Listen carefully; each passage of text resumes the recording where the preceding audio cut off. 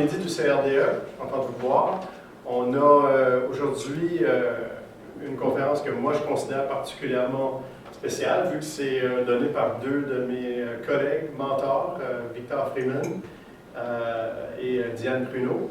Donc, Victor, pour plusieurs d'entre nous dans la salle, quelques-uns d'entre nous, je veux dire un mentor, un modèle, détenteur d'une bourse CRSH tout récemment en développement partenariat. Et puis Diane Pruneau, aussi modèle, mentor, si cachet spécial parce que c'est ma directrice de thèse de doctorat. Fait que, aussi détentrice de multiples subventions, y compris récemment une subvention du CRDI, le Centre de développement et de recherche internationale. Et puis cette recherche qu'ils vont vous présenter en collaboration avec Joanne Langis, qui est coordonnatrice du Centre de recherche Littoral Lévis ici à l'Université de Moncton et chercheuse ici à l'Université. Et Jackie Carey, qui a aussi participé à la recherche. Ils vont vous présenter, bien entendu, comme le titre le démontre, les rapports de futurs enseignants avec les environnements numériques et physiques. Et puis, c'est aussi une recherche qui a été menée grâce à subvention par le CRSH, entre autres. Fait que sans plus tarder, je vous remercie d'être là et de nous entretenir. Puis, je vous souhaite une belle présentation. Bon, merci Michel. Tu ne m'avais pas dit pourquoi tu étais là. OK. Alors, c'est ça. Merci tout le monde d'être ici pour nous écouter. Alors, notre recherche, ça s'intitule « Les rapports des futurs enseignants avec les environnements physiques et numériques ». Alors, nous autres, on avait des préoccupations, on se demandait où étaient nos étudiants, parce que ça porte sur nos étudiants. C'est un peu pour ça qu'on le présente ici, parce que c'est vraiment vos étudiants et les miens dont on parle. Alors, on voulait savoir finalement à quel endroit ils allaient dans le milieu physique, dehors, à l'extérieur de la bâtisse et dans le numérique. Alors, le genre de questions qu'on se posait, c'était quels sont les lieux qu'ils fréquentent, en ligne et sur le terrain? Qu'est-ce qu'ils font dans ces lieux-là? À quels besoins ça répond d'aller dans ces lieux-là? Puis, est-ce qu'ils vivent une forme d'engagement social ou environnemental? Dans cette équipe-ci, on est deux personnes très différentes, Victor et moi, deux co-chercheurs qui ont des visions différentes parfois du monde. Alors, moi, ce qui m'intéressait beaucoup, c'était le milieu physique, puis Victor, ce qui l'intéressait beaucoup, c'est le milieu numérique. Alors, on avait chacun nos billets tout au long de cette recherche-là, puis on a essayé de fonctionner puis d'analyser avec ça. Alors, on va vous parler des résultats.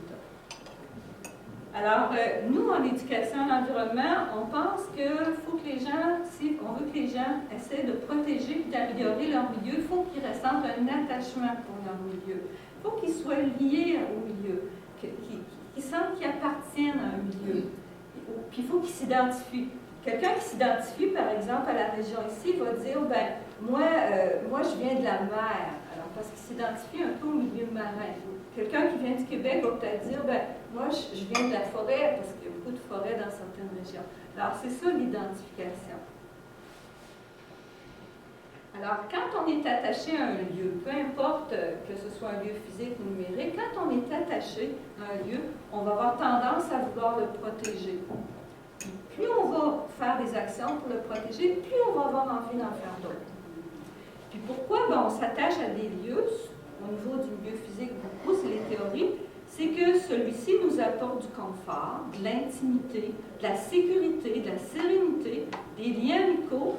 Puis plus on ressent ces sentiments-là par rapport à des lieux, plus on est attaché. Plus on est attaché, plus on va avoir envie de les protéger. Alors, comment on a organisé la recherche? On a organisé ça sous forme de théorisation ancrée. On ne voulait pas nécessairement une grande population. On voulait quand même être sûr de notre affaire. Alors, on a commencé par des entrevues ici avec 12 étudiants du bac en enseignement primaire, dont un garçon. Ensuite, on est allé voir des étudiants du l'UQAM, 14 étudiants ici, même programme. Puis, par hasard, c'était des étudiants qui vivaient dans des villes comme ici, puis Montréal, mais qui venaient du milieu rural ou semi-rural. Alors, on a analysé les résultats. Puis là, on a trouvé des choses, puis on n'était pas sûr, parce que quand même, c'est un échantillon assez restreint. On se disait, on sentait un besoin de vérification. Alors, c'est là un petit peu qu'on est tombé dans la théorisation ancrée. Alors, ce qu'on a fait, on a analysé nos résultats, on a préparé une PowerPoint avec nos résultats, puis on a présenté ça à 10 autres étudiants ici. Alors, on leur a présenté la PowerPoint, on leur a dit, OK, c'est ce qu'on a trouvé, qu'est-ce que vous en pensez? Pourriez-vous confirmer, ajouter, nous parler de tout ça? Alors, on a fait ça. Puis, après ça, on s'est dit, bien, il faudra bien faire quelque chose avec Montréal. Alors, à Montréal, on a utilisé une autre sorte d'entrevue de groupe. On est parti carrément de... On a fait ça complètement différent. On leur a demandé des choses comme, qu'est-ce que tu fais quand tu as envie de t'amuser? Qu'est-ce que tu fais où tu vas quand tu as envie de t'amuser? À quel endroit tu vas pour payer tes comptes? Alors, on a inversé un petit peu. Mais finalement, je veux dire, on arrive toujours au même résultat, ce qui est rassurant. On n'a pas fini d'analyser l'entrevue à Montréal. Alors, autre méthode de collecte de données, la chercheuse principale s'est mise à aller sur Facebook, sur Pinterest. Je me suis mis à fréquenter beaucoup les lieux numériques pour comprendre de façon ethnographique ce qui se passait là. Puis, on a fait de l'analyse thématique par 3 chercheurs. Alors, je vais laisser Victor parler des rapports aux lieux numériques, puis ensuite, je vais continuer. Bonjour tout le monde. Excuse, ma voix est un petit peu faible aujourd'hui, on va voir comment je vais tenir le coup. Mais je vais vous parler un petit peu des lieux numériques. Ce qui est drôle que Diane m'a présenté comme un être numérique, ou des éparts numériques, c'est vrai en partie. Mais d'autres, justement, sans parler à Diane ni à Joanne, j'ai réfléchi ce matin. Comment est-ce qu'on se débrouille dans mon temps? J'étais étudiant à peu près le même âge, le même niveau que nos participants. Comment on se débrouille sans téléphone? Parce que nous n'avions pas, non seulement qu'on n'avait pas ceci, vous voyez, je ne l'ai même pas. Téléphone mobile. Le seul téléphone qu'on avait dans notre appartement était dans la chambre de mes parents. Voulez-vous que j'en discute avec mes amis et tout ça devant mes parents?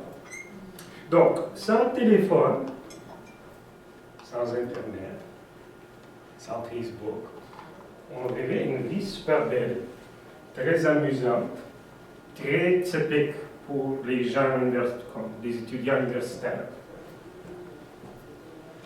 La question que je vous pose, la discussion, a-t-on besoin de tout ça? Bon, c'est dit qu'effectivement, ce titre, ça nous a donné la chance de voir cette petite citation que, bon, les jeunes de tous les milieux sont ont leur pied bien ancré en l'ère du numérique, mais leur rapport au lieu culturel ne s'inscrit plus dans une continuité avec les générations précédentes. Et la culture classique n'est plus leur référence. Est-ce vrai? Citation qui est très médiatisée. Ce type de citations sont très médiatisées. Ah oui. Bon.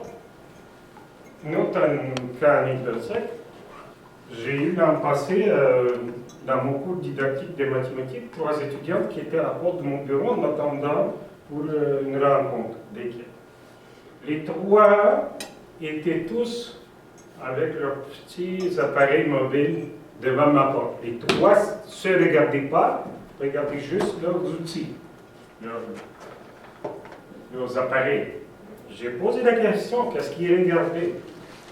La réponse? Facebook. Et tous les 3 étaient sur Facebook, en train de s'arranger, entre autres entre elles, pour différentes raisons, différentes causes. Bon. Ça veut dire que nos données, ils ressortent de Facebook en première place, comme premier lieu fréquenté. Il vient représenter au moins la réalité des 2 dernières années. Je me pose toujours la question, est-ce que c'est une réalité aujourd'hui? Bon, en passant, ce que Diane a dit qu'elle est très active sur les réseaux sociaux, moi je ne suis pas active sur les réseaux sociaux. Il y a d'autres outils que je trouve très pertinents. Deuxième, ça c'est intéressant, comme la porte d'entrée d'Internet, c'est Google. Ouais, des recherches qui disent, puis il y a beaucoup maintenant dans les conférences, on attend, peut-on poser une question qui n'est pas googlable? Donc, googlabilité commence à être un enjeu intéressant. Fait que YouTube, effectivement, Pinterest, site de nouvelles, Skype, site pour écouter des films, des émissions, Instagram, les blogs, et ça va vous surprendre, mais ça ne surprend pas les chercheurs qui en parlent. Mais Twitter ne fait pas partie de ce répertoire, du moins qui est imposé par une activité académique. Bon, quand on s'intéresse sur Facebook, quoi et pourquoi, ben, ce qui ressort dans les entrevues, prendre connaissance des nouvelles, des amis et des événements, c'est beaucoup sur les événements également, gérer l'agenda, et tout courant de tout ce qui se passe, des rencontres, puis tout ça. Regarder des photos et des vidéos des amis soi-même, participer à des groupes thématiques, organiser des rencontres sociales organisées, communiquer avec des personnes proches et éloignées, commenter ce que les autres ont mis, jouer à des jeux. Puis, il n'y a pas de correspondance un à un, mais parmi les raisons pourquoi ils y vont, mais c'est ça qu'on dit. Si vraiment les événements, les voyages, regarder les amis et soi-même. Ça, c'est intéressant. Regarder soi-même. Pour partager des livres, seuls des bons moments, des photos, planifier des activités sociales, il travaille avec les amis, garder contact, jaser, chat. Pour recevoir de l'attention, des encouragements, on calcule le nombre de j'aime, du réconfort, pour s'entraider dans les travaux scolaires et dans leur vie, pour faire des choix éclairés, pour se rappeler de bons souvenirs, pour avoir un aperçu d'une personne que l'on ne connaît pas. C'est une grande variété. Bon, d'autres éléments. Toujours Facebook. Loisirs, des ennuis, procure des émotions, plaisir, mais aussi frustration, colère, et aussi curiosité. Impression positive, disponibilité partout. Justement, ils étaient à la porte de mon bureau, puis ils étaient tous sur Facebook. Rapidité, pas besoin de se déplacer. Puis, ah oui, les recherches disent qu'effectivement, aujourd'hui, même les réseaux sociaux, mais non via les ordinateurs desktop ou portables, mais plus vers les appareils mobiles, comme j'en ai iPhone, etc. Autocontrôle du temps passé sur Facebook, des entrées, du choix des amis, mais peu de conscience du temps réel qu'on y passe. On y va par habitude ou obligation. Critique des comportements peu éthiques. Donc, les étudiants sont très préoccupés par ce type de comportement peu éthique, négatif de certains amis. Contact réel avec des amis, encore recherché. Donc, ça veut dire que ça ne remplace pas d'autres moyens, donc face à face, là, en personne. Consommation d'informations, mais peu portage, très peu portage, ce qui crée avec cet outil. Groupe d'amis influence les décisions quotidiennes. On y montre surtout des bons côtés, des choix, belles photos, à réussite. Donc, ça c'est tout sur Facebook. On peut continuer. Merci. Bon, en général, l'Internet, faire des recherches pour trouver des informations, c'est là que Googling ou Googlage fait son entrée. S'orienter dans l'espace, organiser le voyage, chercher des idées nouvelles, accéder à des infos non disponibles à proximité, rencontrer des gens, chercher de la musique, des films, naviguer, magasiner, moins cher, plus de choix, ça c'est intéressant. Payer ses coûts. Pour le travail, chercher des informations pour des projets, des activités pédagogiques. Pour écrire correctement, donc, ils peuvent taper un mot puis voir comment ça se l'épellation, parfois le sens du mot, le plaisir, pour faire vite, par curiosité, puis pour s'évader du quotidien, puis pour la variété, pour diminuer la solitude. Mais YouTube, pas étonnant, là, ce qui ressort aussi dans les recherches. Regardez les vidéos informatives ou populaires. Quand je parle des recherches, ce n'est pas nécessairement des recherches sur les futurs enseignants. Peut-être une petite parenthèse. Oui, les chercheurs commencent à s'intéresser à une nouvelle génération des enseignants nés qui entrent à la profession ou se préparent pour entrer dans les écoles. Mais très peu de recherches parce que c'est trop récent. Donc, écouter de la musique, écouter des films, vous êtes se divertir, s'informer. Ça, c'est intéressant, YouTube, pour s'informer, apprendre à faire quelque chose. Par exemple, une recette de cuisine, voir comment faire ça. Pour écouter des chansons, comme bruit d'arrière-fond, pour télécharger, retrouver des paroles, des chansons pour commenter des films, pour se faire connaître comme artiste. Pinterest, ça c'est un nouveau lieu, récemment, relativement nouveau, qui de plus en plus devient populaire lorsqu'on navigue sur différents sites de différentes personnes. Ils mettent le lien vers Pinterest.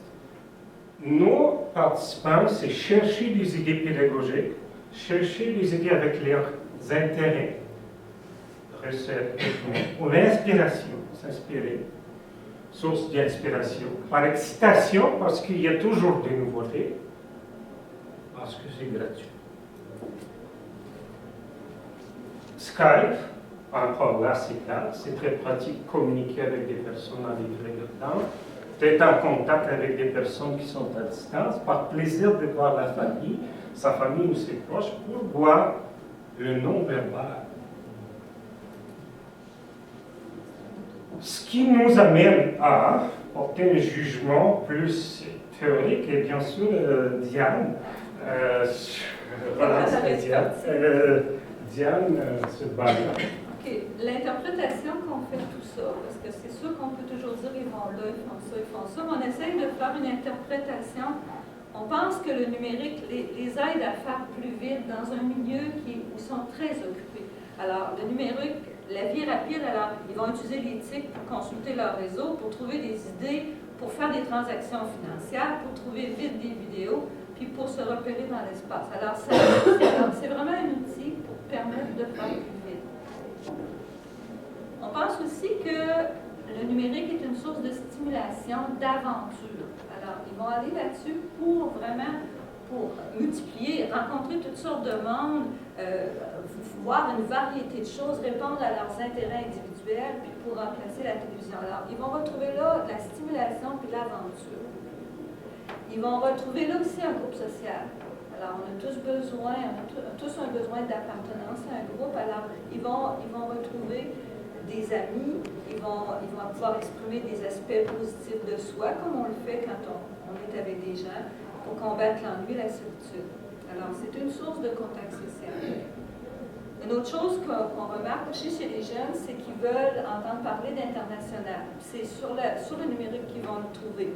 Alors, ils vont être au courant des nouvelles de partout, ils vont préparer leur voyage, ils vont connaître des personnes qui habitent loin, ils veulent voyager, nos jeunes. Alors, c'est ce qu'on retire un petit peu. Alors, comme Victor l'a dit tout à l'heure, la consultation d'Internet, ils ne savent pas vraiment combien de temps ils passent là-dessus. Des fois, ils vont dire « 2 heures ». Un peu plus tard dans la conversation, ils vont nous dire « peut-être 3 heures ». Alors, ils ne savent pas. Je me demande si nous-mêmes, on sait combien de temps on passe. Sauf peut-être si on fait beaucoup d'autocontrôle. À part ça, Victor l'a dit tout à l'heure, ils n'utilisent pas beaucoup l'éthique pour créer et résoudre des problèmes. Parfois, ils disent se sentir saturés. Sur Montréal, dernièrement, à qui on a parlé, on dit que c'était trop. Des fois, ils n'avaient assez d'être là-dessus, puis qu'ils avaient besoin de faire d'autres choses. Puis pour eux autres, ce qui est intéressant, ils ont dit que les contacts virtuels ne remplacent pas les rencontres en personne. Puis une autre chose, moi, qui m'a intéressée dans ce qu'ils ont dit, c'est qu'ils ne sont pas vraiment engagés par rapport à leur communauté ou par rapport à l'environnement quand ils vont dans le numérique. Ça, ils ne font pas ça. C'est plus pour eux autres, s'engager, c'est plus du travail, puis quand ils vont dans le numérique, c'est plus pour se reposer puis s'amuser. Je vais laisser la parole à Joanne qui va parler des relations avec les milieux physiques. Donc, ce qu'on entend par lieu physique, c'est tous les lieux qui fréquentent autre que l'université et leur lieu de travail, pour ceux qui travaillent. Donc, ce qui, les lieux qui nous ont dit qu'ils fréquentaient, qui fréquentent la nature, puis les parcs urbains. Ils vont aussi beaucoup dans les centres d'achat, chez leurs amis, faire de l'activité physique dans des centres sportifs.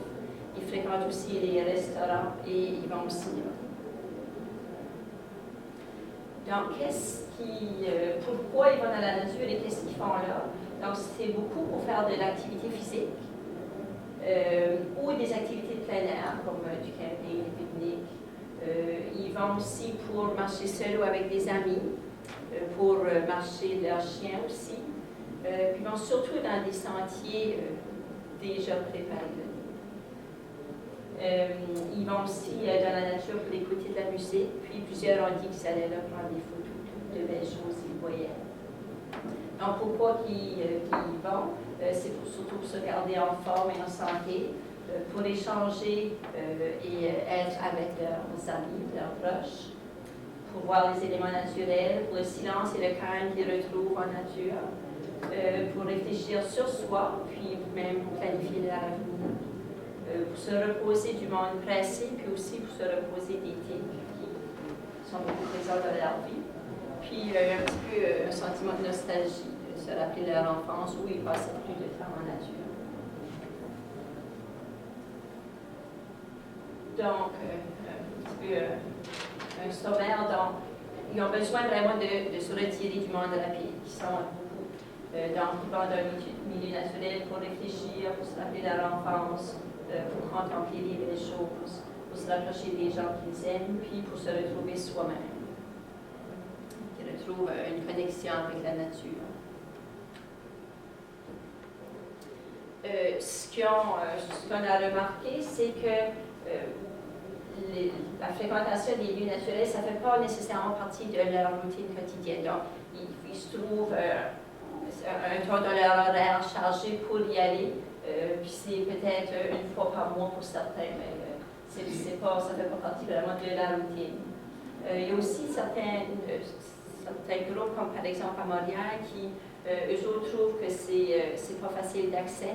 Donc ça leur coûte cher de s'y rendre, ou ça prend un moyen de transport. Donc c'est une des raisons qui vont peut-être moins. Les étudiants sportifs fréquentent plus les lieux naturels parce qu'ils vont pour y faire de l'activité physique. C'est peu fréquenté l'hiver. Ils savent que c'est bon pour leur santé, mais parfois c'est un petit peu loin dans leur tête. Puis aussi, comme Diane a mentionné, donc, il y a peu d'engagement communautaire. Donc, il faut beaucoup de choses pour leur communauté. Leur vie est très occupée avec le travail, les études, le temps passé sur les technologies. Ça les empêche d'aller dehors. Mais ils disent qu'ils se sentent encore connectés au milieu naturel à cause du temps qu'ils ont passé quand ils étaient jeunes. Puis, ils s'inquiètent beaucoup pour les générations futures qui ont peut-être moins été apportées dehors, puis qui vont moins y aller en grandissant. Un autre lieu physique qu'ils fréquentent beaucoup, c'est les centres d'achat. Ils vont pour marcher, soit tout seuls ou avec des amis. Ils vont aussi pour juste regarder dans les vitrines ou une fois une amie va acheter des choses. Ils font ça pour se désennuyer, se changer les idées, voir les nouveautés, le nouveau linge qui est sorti dans les magasins, pour rencontrer des personnes, puis aussi pour faire leur commission. Ils vont aussi beaucoup chez des amis, soit pour danser ou jouer à des jeux, pour simplement parler, rire, cuisiner, manger. Puis ça, ils font ça pour le plaisir, pour avoir des nouvelles de leurs amis, pour passer du temps ensemble. Ils font aussi des rencontres chez des amis pour faire des travaux scolaires, puis ensuite s'amusent après que les travaux sont terminés, puis pour regarder des émissions de télévision ensemble.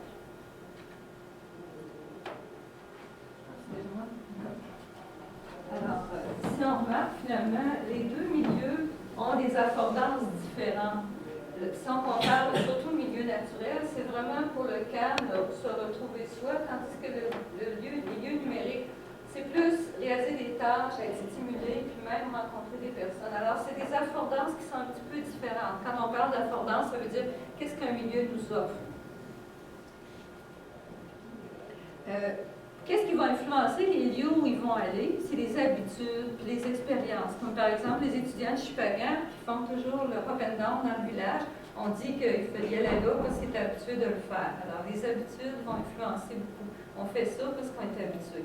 Les jeunes qui arrivent de Chupagan ou d'autres villages du Nord, ils ont tendance à continuer à faire des tours d'auto quand ils viennent ici. C'est comique.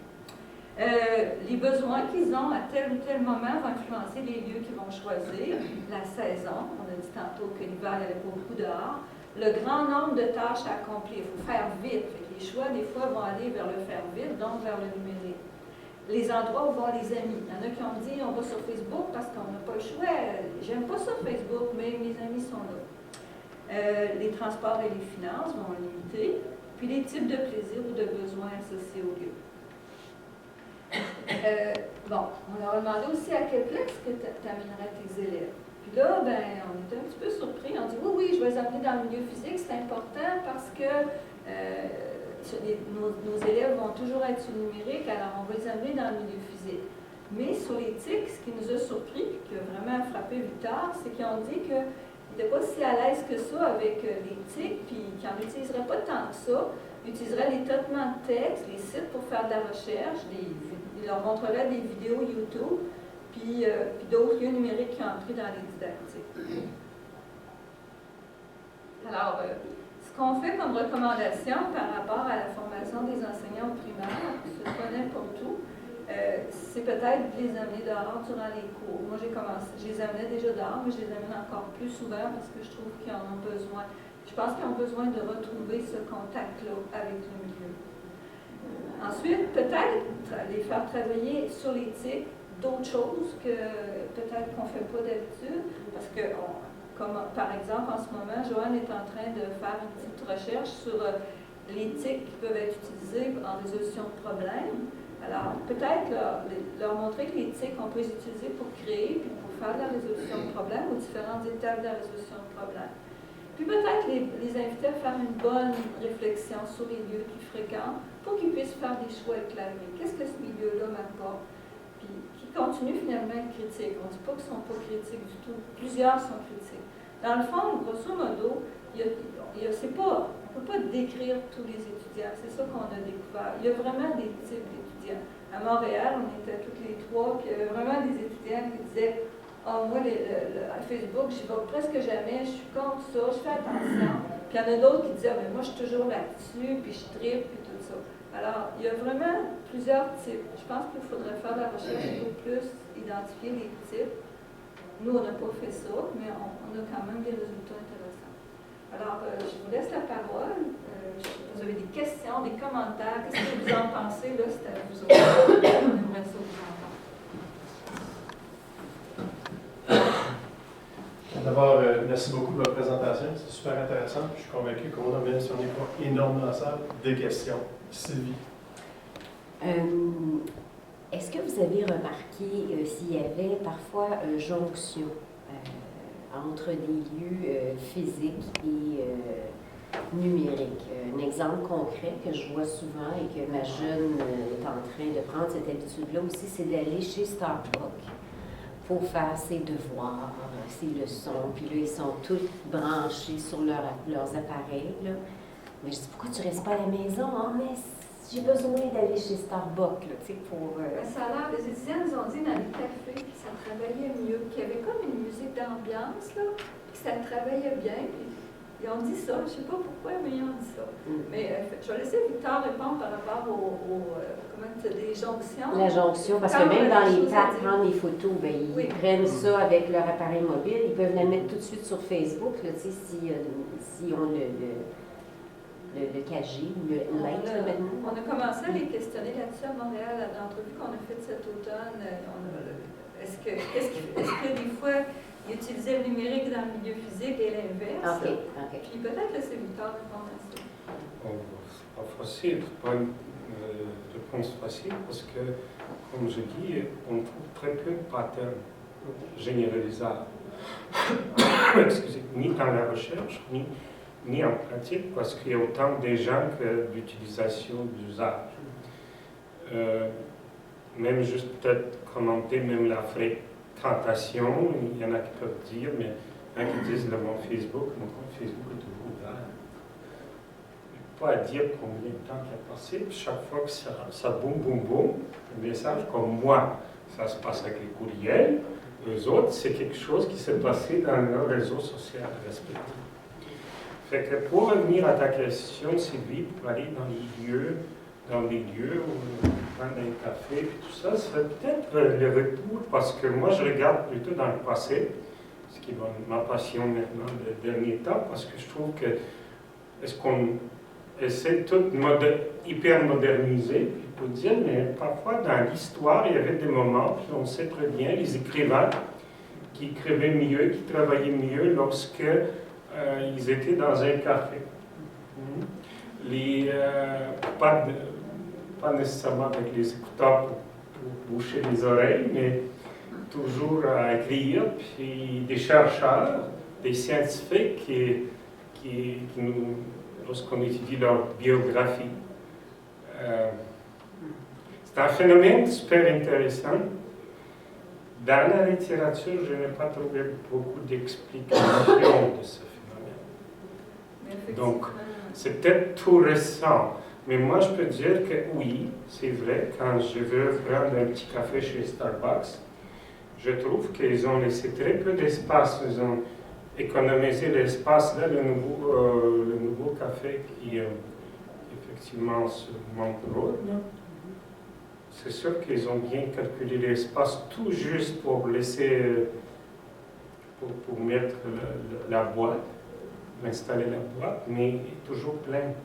C'est toujours des gens qui sont assis, puis pas nécessairement comme un groupe, mais plusieurs sont isolés, puis bien dedans.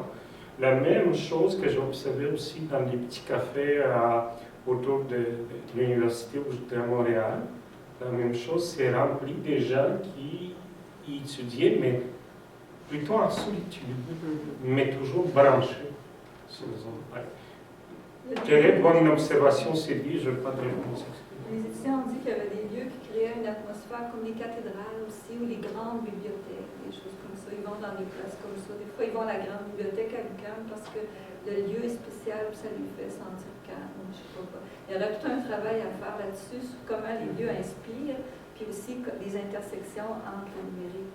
On a posé des questions aux étudiants à Montréal à la dernière entrevue, mais je n'ai pas encore analysé, puis je ne me souviens pas vraiment de ce qu'ils ont dit, là, mais ce que tu dis, le fond, là, ils vont prendre des photos avec leur iPad ou leur téléphone en nature, puis après ça, ils envoient ça à d'autres. Mais on n'a pas encore. On aura des résultats là-dessus éventuellement. En tout cas, félicitations, c'est une belle recherche nécessaire. Puis moi, ce que je retiens, c'est que oui, il faut les habiliter à utiliser la technologie, autre chose que juste pour la distraction, pour se connecter à des réseaux numériques.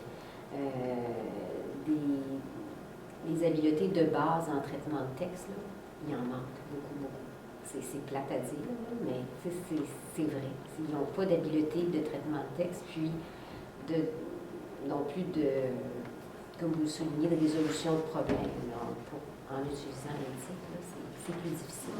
On pense vraiment, on en parlait avec Guitare tantôt, on pense vraiment qu'il va y avoir un gros travail à faire dans les didactiques pour travailler l'éthique de différentes façons. Différentes types et de différentes façons à partir de démarches pédagogiques solides, des accrochés aux démarches pédagogiques. D'autres commentaires? Juste comme pour commenter à ce que tu viens de dire, parce que dans les recherches que je lis même actuellement, ce qui ressort effectivement que oui, bien que les recherches sont préoccupées par la préparation des futurs enseignants en termes de ce qu'ils vont, selon s'ils paraît à utiliser l'éthique de façon judicieuse une fois en poste à l'école, mais aussi il y a des recherches qui disent que les étudiants détestent les activités intégrant l'éthique dans des milieux comme universitaires ou scolaires parce qu'ils ne trouvent pas ça amusant, ne trouvent pas assez pas assez de social, pas assez de...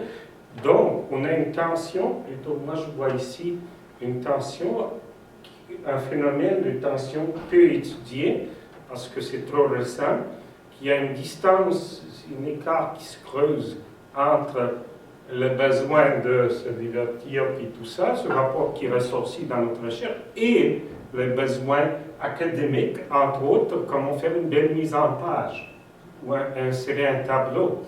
Ce qu'on demande explicitement dans, puis entre autres, Sylvie, justement, je sais que donne des cours en ligne, et de plus en plus, l'enseignement en ligne est le plus, disons, détesté par cette génération. Parce qu'ils trouvent que les environnements genre de clic sont peu sociables. En tout cas, ça, c'est les recherches, les articles de Nettel 2014. Tout ça, c'est en évolution. Hein? Ils sont vraiment en tension avec le numérique et le physique. Puis aussi, dans ce qu'ils utilisent, ça change beaucoup. Tantôt, Victor l'a mentionné. Un bout de temps, c'était Facebook qui était plus utilisé. Quand on a commencé cette recherche-là, ça fait pas si longtemps, ça fait 1 an et demi. Puis après ça, un moment donné, là, ils ont dit « Oh non, non, c'est plus Facebook, je vais sur Instagram. » Alors, les choses sont en train de changer. Puis je pense que les gens, ils construisent leur opinion critique. On est en train de construire notre opinion critique sur Facebook, sur beaucoup de choses. La vie change, puis on se construit les opinions là-dessus, puis on exerce un certain autocontrôle sur ce qu'on fait, en tout cas moi, puis il y a des étudiants aussi qui l'ont dit. Je peux me permettre, parce que ça ouvre la porte à la question que je voulais poser. Ça m'a surpris quand vous avez répertorié les outils numériques utilisés pour socialiser, etc. Puis Carl a même dit lui-même, Twitter ne figure pas, Instagram était très bas sur la liste, Snapchat n'était même pas. Cependant, aujourd'hui, puis je me suis posé la question, mais c'est probablement une question d'échantillonnage. Vous avez regardé des étudiants de l'université. Les étudiants de l'université, déjà, ils sont dans leur taux vingtaine, mais la jeunesse aujourd'hui, c'est pas du tout, c'est plus Facebook. C'est Twitter, c'est Instagram, c'est Snapchat. Donc, on a un phénomène. Oui, ben c'est ça. Ben, puis je veux dire, quand je suis pas sûr si je peux me permettre de généraliser, mais en tout cas, d'après ce que je vois comme observateur dans les écoles, etc., ça semble être ça dans la jeunesse, comme tu as dit que tes parents avant, toi, c'était le téléphone. Maintenant, bien sûr qu'à mesure qu'on prend de l'âge, on perd contact avec la finesse des nouvelles technologies. Puis, juste comme c'est pas intéressant pour mes enfants, les enfants à Sylvie, vos enfants, de peut-être être sur les mêmes réseaux sociaux que leurs parents. Ils se tournent vers d'autres. Donc, il y a toujours une évolution, comme tu as dit. J'étais content de savoir que tu as dit quand même Instagram a ressorti. Ouais, ça a changé tellement. Je veux dire, Twitter, quand on a commencé cette enquête-là, Twitter n'était pas populaire. Il parlait même de l'abandonner à la télévision, tout ça. Puis là, tout d'un coup, Twitter recommence. Puis, je veux dire, Facebook, je veux dire, on voit... Moi, en tout cas, quand je suis sur Facebook, je vois que ça change. Les gens mettent moins de choses personnelles. Ça bouge beaucoup. Ça bouge beaucoup. Donc, tu as répondu en fait à ma question avec ton information. Je me demandais si vous aviez remarqué, en tout cas, si c'était si clair que ça, l'ordre qui a ressorti, que vous avez présenté. Et si je me demandais, est-ce que vous pensiez que ça serait le même ordre pour les jeunes de 15, 14, 16 ans aujourd'hui que c'était pour les universitaires? Vous avez entendu? Je peux peut-être parler de Montréal. Qu'est-ce qu'ils ont dit? Les étudiants nous ont parlé de choses qu'on ne connaissait même pas, puis que les étudiants d'ici n'avaient pas parlé il y a 1 an et demi. Veux-tu dire de quoi ils parlaient? Je ne sais pas les noms des programmes. Ils ont quand même, à Montréal, ils ont quand même dit que Facebook avait diminué un petit peu, mais là que ça remontait, là, ils utilisent de nouveau pas mal, surtout pour les événements.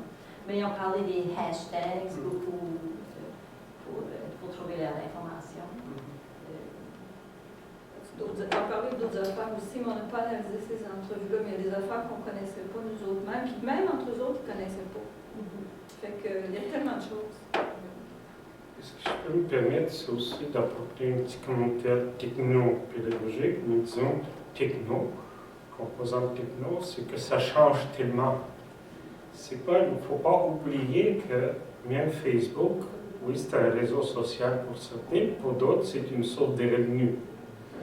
Fait que c'est pas juste les parents, la présence des parents, il y a des participants qui ont dit, j'ai trouvé ces traces-là dans les entrevues, peut-être pas abondantes, mais quand même, il y en a qui sont n'aiment pas les changements. Ça veut dire qu'une fois que tu t'habitues à un outil, à un lieu numérique, et du coup, tout change. Comme par exemple, j'ai aimé la rue Mountain Road, avec tout ce qui était comme facile de passer d'un point A au point B. Maintenant, il y a 4 lumières, 4 feux de circulation, 4 lumières. Donc là, je prends plus cette rue-là, puis j'aime pas du tout comment ça a été aménagé. C'est comme l'environnement numérique. Il y a plusieurs endroits numériques que je fréquente moins ou que je dois me casser la tête parce que ça soit disparu, soit des choses auxquelles tu es habitué, n'existent plus. Mais il y a peut-être mille nouvelles choses qui apparaissent que tu n'as juste pas envie, tu n'as pas le temps, tu es juste frustré, puis je passe à autre chose. Fait que, ce phénomène des changements rapides dans le monde technologique que tu connais très bien, Michel, et tout le monde le perçoit, rend très vulnérable toute recherche pourtant sur ce phénomène parce qu'on n'a pas de données stables, même si on avait des études, accès à des études à grande échelle avec plusieurs participants qui se font au Québec, par exemple. Et on a des données qui ressortent aussi. Mais ça, on a fait la quête de données en 2011. Puis pour publier un numéro spécial qui est Éducation francophonie sur l'éthique, je vous invite à aller voir. Vous allez retrouver plein de choses qui sont plus actuelles. Moi, j'aimerais ça savoir, qu'est-ce que vous en pensez de ces résultats-là? Y a-t-il des choses qui vous inquiètent? Y a-t-il des choses que... Y a-t-il des leçons que vous tirez de cette recherche-là pour votre enseignement? Qu'est-ce que vous en pensez? Qu'est-ce que vous pensez de ces résultats? Qu'est-ce que ça vous inspire comme intervention dans vos cours?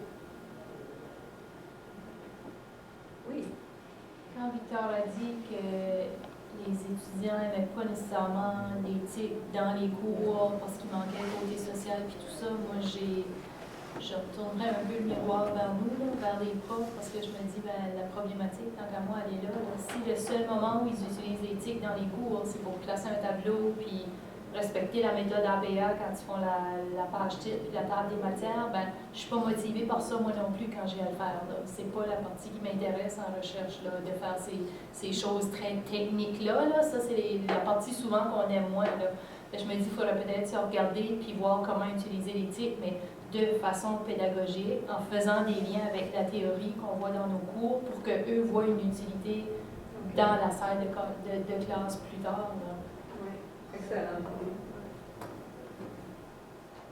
Les autres personnes, qu'est-ce que vous en pensez? Qu'est-ce que ça vous dit? Tu sais, les résultats sont pas, les étudiants sont toujours là-dessus, les étudiants vont plus dehors. Moi, je m'attendais à trouver ça, mais c'est pas ça, c'est plus clairsemé que ça, c'est pas ni blanc ni noir. C'est certain que c'est une recherche exploratoire. Je veux dire, souvent, on finit avec encore plus de questions. Puis pour moi, ma pratique, quand je regarde ce que vous dites là, un peu faire du pouce sur ce que Manon dit, je me dis, OK, y a-t-il des façons que je pourrais intégrer des espaces utilisés par les universitaires aujourd'hui, sachant que, comme vous l'avez illustré, ça change, puis il faut rester courant. Je me dis, comme prof, il va peut-être falloir que j'investisse du temps à plus qu'une reprise. Ce que je vais faire aujourd'hui pour l'intégrer, par exemple, on a parlé de Twitter, que ça prend plus de popularité. Si j'intègre Twitter, puis tout d'un coup, dans 2 ans, c'est plus Twitter. Ce qui serait tout à fait possible. Mais là, il faudrait pas que je continue. Il faudrait que j'accepte. Il va falloir que je change encore et j'adapte à ce que mes étudiants et étudiantes, où ils sont et ce qu'ils utilisent. Point courant. Je les fais rire des fois, j'utilise des mots dans la salle de classe quand on parle de technologie, tout ça. Je vais dire MP3, bien je vais dire, baladeur. Bien je vais dire ça juste pour les faire rire parce que c'est désuet. Personne qui parle de ça, mais pourtant, dans ma tête, c'est pas si loin que ça.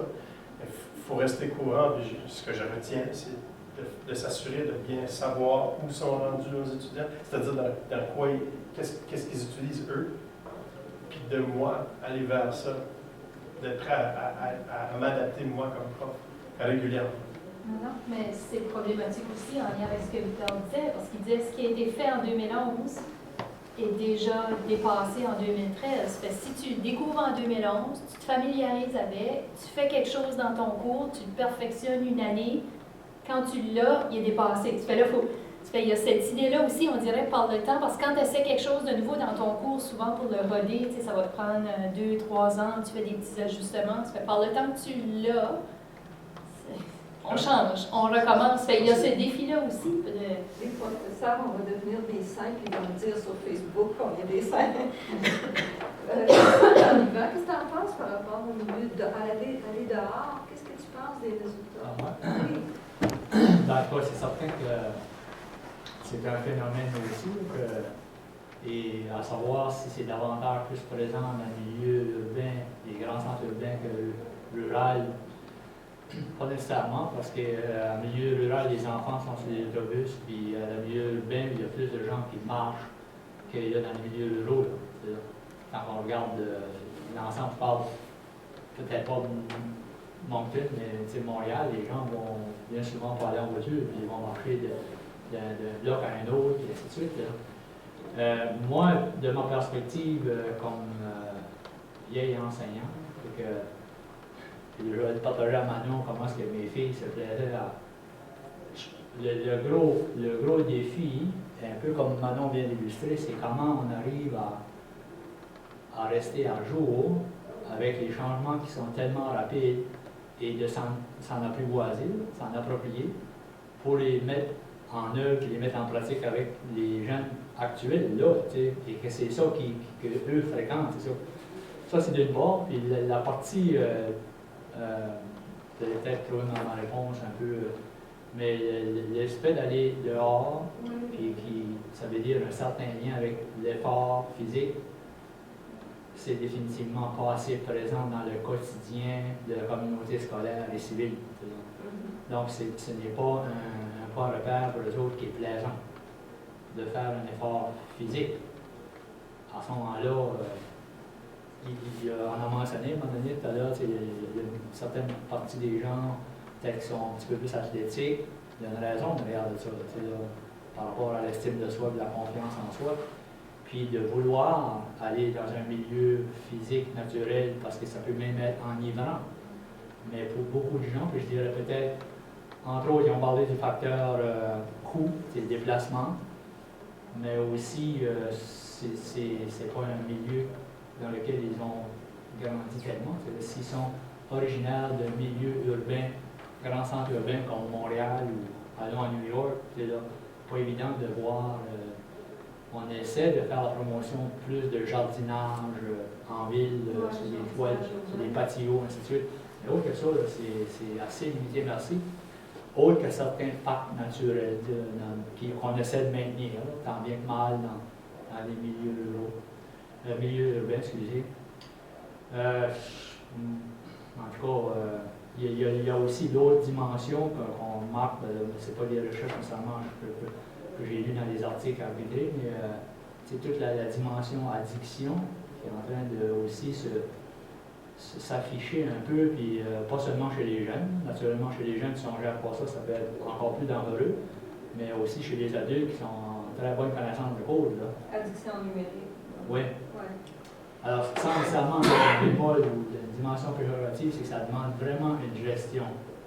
Une gestion d'abord des parents avec les enfants, puis à l'école, la même chose, de s'en servir à bon escient, et de trouver le médium dans lequel les enfants, les adolescents, puis dans notre cas, nous, c'est les universitaires, veulent être, pour avoir un certain degré de motivation, d'affinité, et là, davantage, c'est de vouloir explorer pour des fins d'apprentissage et des fins pédagogiques. En tout cas, moi, c'est de garder l'allure. Pour moi, personnellement, c'est de garder l'allure des changements. C'est même stressant. Moi, dans mes cours en éducation environnementale, systématiquement, je les amène dehors, puis je leur demande après qu'est-ce que ça vous a fait, tout ça, puis ils disent oh, c'est le fun, j'ai oublié comment c'était le fun d'aller dehors, tout ça. Il y a quelque chose à faire de ce côté-là. Au niveau de la réflexion critique, de les faire réfléchir, ok, tu vas là, pourquoi, tu vas là, pourquoi. Montrer des vidéos sur le numérique, puis OK, des vidéos critiques, là, moi, en tout cas, c'est ça que je fais, parce que c'est mon rôle en éducation à l'environnement, je trouve ça important. Pour moi, qu'ils fassent des choix éclairés, qui considèrent leur santé, qu'ils fassent des choix éclairés. Un choix éclairé, ça peut être d'utiliser des technologies pour aller plus vite, pour payer ses comptes, parce que tu vas être moins fatigué et tu vas aller payer tes comptes sur le numérique. Mais un choix éclairé, ça peut être d'aller dehors aussi pour ta santé. Alors, j'aimerais ça qu'ils fassent des choix plus éclairés. Dans ce sens-là, c'est de là que c'est pas évident d'arriver avec des personnes de jeunes adultes, là, où que si dans leur croissance, ils n'ont pas eu tellement d'occasion de relation de soi avec l'environnement naturel et physique. Alors tout d'un coup, il y en a, comme tu as mentionné, qui ont relaté des expériences antérieures, lorsqu'ils étaient plus jeunes, d'aller dehors, comment ça peut être même, je dirais, intéressant, puis le terme que je cherche, c'est même thérapeutique à un certain moment. Oui. Et que là, on a perdu ce contact-là de la réalité de relation de soi avec la nature. C'est pas du temps perdu nécessairement. C'est ça, Diane, je me demandais juste, parce que Yvan dit là, est-ce que toi tu penses, comme éducatrice, que c'est perdu, que c'est peine perdue, dans le sens que l'expérience humaine vécue de nos enfants, des universitaires et de nos enfants, qui comportent vraiment beaucoup moins d'expériences naturelles, est-ce qu'ils sont perdus pour la vie? Est-ce que c'est perdu pour la vie? Ou est-ce que tu penses que c'est quelque chose qui est peut-être plus instinctif, qu'on peut allumer avec une expérience à un moment donné? Non, c'est allumable. Parce que le milieu naturel, quand tu es là, tu es tranquille, le milieu naturel, il va se passer des choses entre toi et ce milieu-là, puis il va t'apporter des choses, tu vas le ressentir.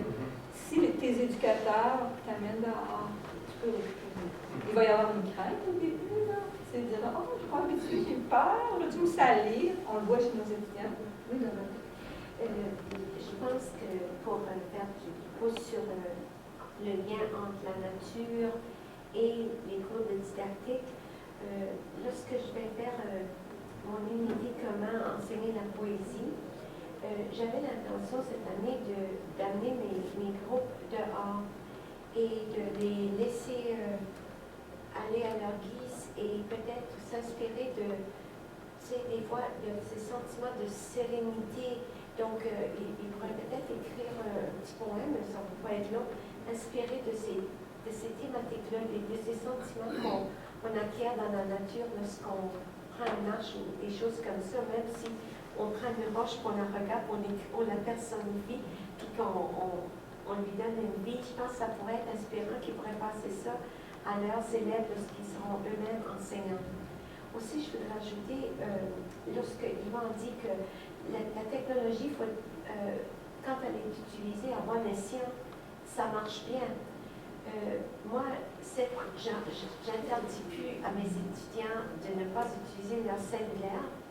J'ai dit, je vous demanderais de ne pas l'utiliser lorsque j'enseigne et de ne pas les consulter, mais par contre, ça va devenir un outil pédagogique parce que je vais vous mettre au travail et vous aurez besoin, ça s'est passé ce matin, lorsque j'ai enseigné commentaire d'enseignement réciproque, ils sont allés dans le cellulaire pour voir, chercher c'est quoi la différence entre énergique et énergisant, en parlant de boissons gazeuses, toutes ces choses-là, je pense qu'on peut. Puis je vous dirais que la nouvelle école de Mountain High, qui va ouvrir aux étudiants le 1er février, eux autres, il n'y aura aucune interdiction sur la technologie.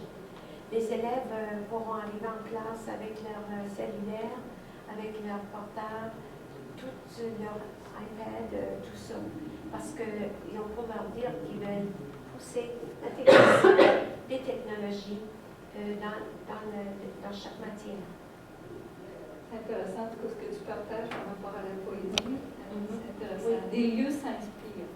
Autant des lieux qui sont positifs, comme le milieu naturel, que moi, ce que je faisais faire, je pensais que j'ai pas fait ça avec les étudiants en éducation à l'environnement, je les amenais en ville, je leur disais, chacun trouve-toi un endroit où tu te sens bien, vraiment bien, puis écris quelque chose là-dessus. Après ça, un peu plus tard, trouve-toi un endroit où tu te sens mal, puis écrire une histoire là-dessus. Alors, souvent, ils choisissaient des lieux sombres, tout ça, puis ils écrivaient des histoires de meurtre, puis l'affaire qui s'était passée à cet endroit-là. Donc, les lieux s'inspirent, les lieux numériques aussi. C'est une dernière intervention, il y a une heure. Oui, ça va être rapide. Je pensais à ce que Sylvie avait dit quand elle parlait des jonctions, puis là, quand j'écoutais Yvan parler, puis ça, on semble dire que les élèves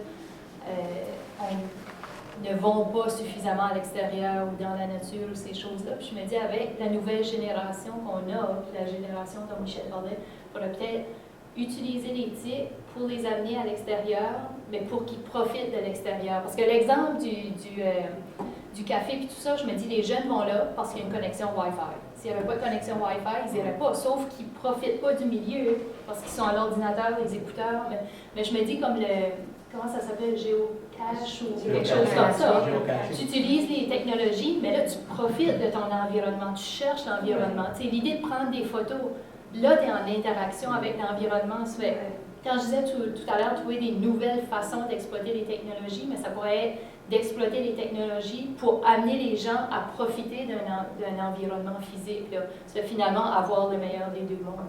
Il y a un colloque qui va avoir lieu aux États-Unis, je vais pas, mais c'est là-dessus, comment utiliser les technologies pour amener les jeunes vers la nature.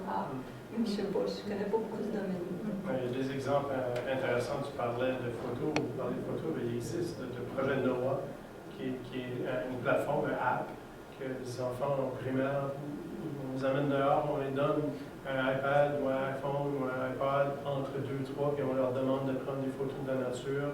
L'enseignant fait donc une mosaïque de ce qu'ils ont vu, en lien avec un thème de sciences naturelles.